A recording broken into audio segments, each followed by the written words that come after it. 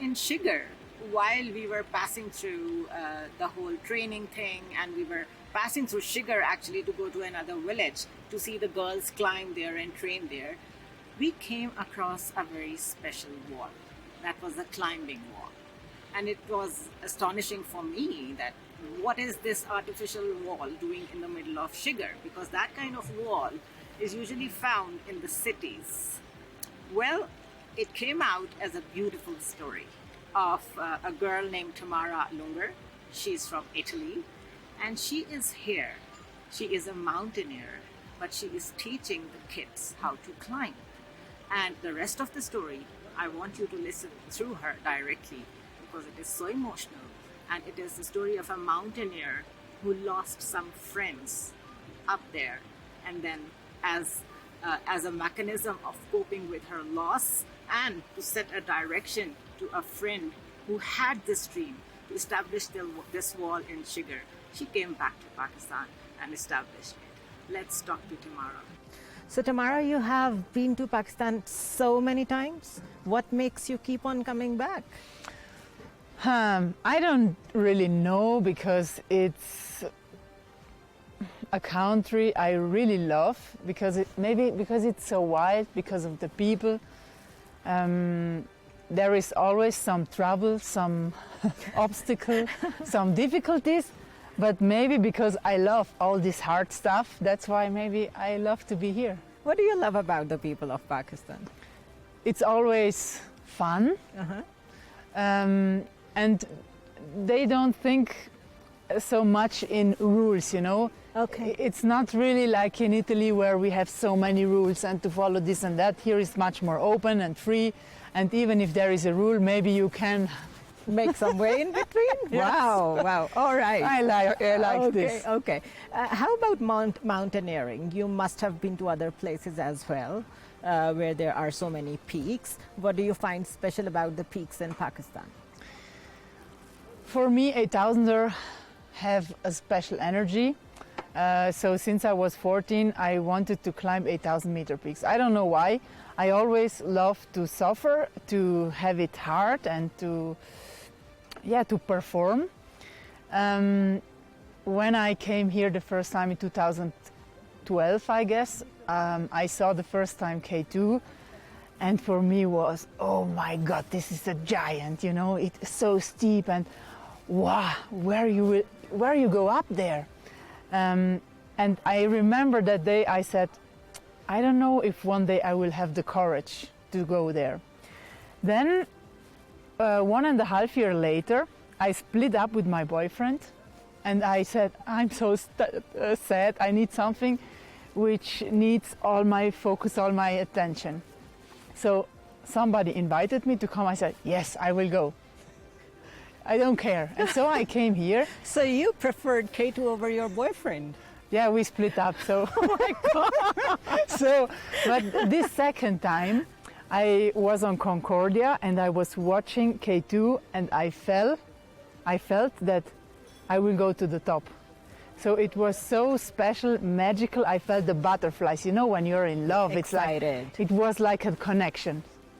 And I went just with my friend, without oxygen, without high altitude porters, and we really had an amazing expedition together. And I felt like a child, you know, because when a child is waiting maybe for Christmas and for some special day, then they're just counting the nights they have still to sleep. And for me it was the same. I was in base camp and I said, oh, just 2 more nights and then I can start. Okay, so it's never enough. No, it was so special for me to be here. K2 gave me so much, and he also took away so much from me.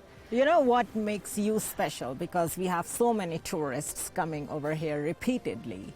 It is that wall that I saw you where you were teaching children how to climb. What is the inspiration behind that? Yeah, the inspiration came from the tragic expedition in winter in 2021, where 5 people lost their life on K2. I was there as well, and thanks God I listened to my gut feeling, because I was with them, and you know how hard it is to say no. But I said, no, I really need to focus on myself, on my limit, on my intuition. So that was traumatic for you. Yeah, because one of the guys for me was more than a friend, so I was emotionally very involved, and I lost myself completely. I went home, I was just crying, I gained 10 kilos, I was no more interested into the mountains. I said just no, and I was afraid to die every day while doing sportive activities.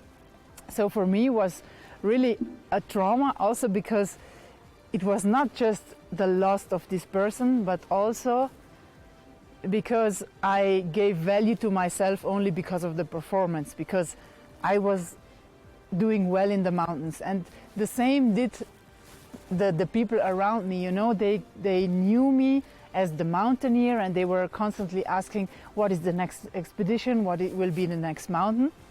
And for me it was so sad, because I realized, oh my God, they just know me as the Mountaineer and not as the person, because I made this mistake to give. That's your only identity. Yeah. Yeah. And then I was passing my worst days in my life, and I needed to start from the bottom, or maybe even lower, and recreate a little bit my identity, my values, my goals, and so on. It was, yeah, a nightmare the last 3 years.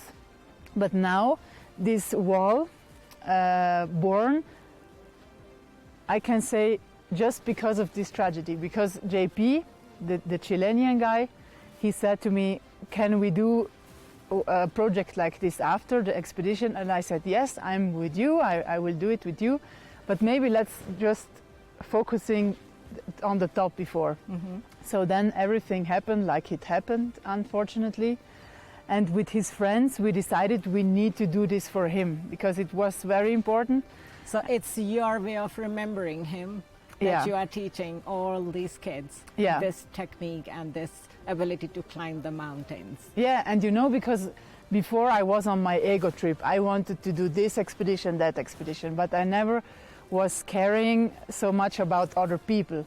And through this project, which was not only me climbing for a reason, the friends of JP in Chile, his friends, some of my friends, and so we created this together with 10 people. We built this wall, we bolted some roots on the rock, and so something new was born, even though we knew it will be very hard, because at the beginning I said I want to do it with girls, and we wanted to do it in a different village, but they said no, our girls will not climb. Wow. Okay. And then there in Daskor we had Anita and Naila. They went from door to door to ask the parents if they allow their girls to climb.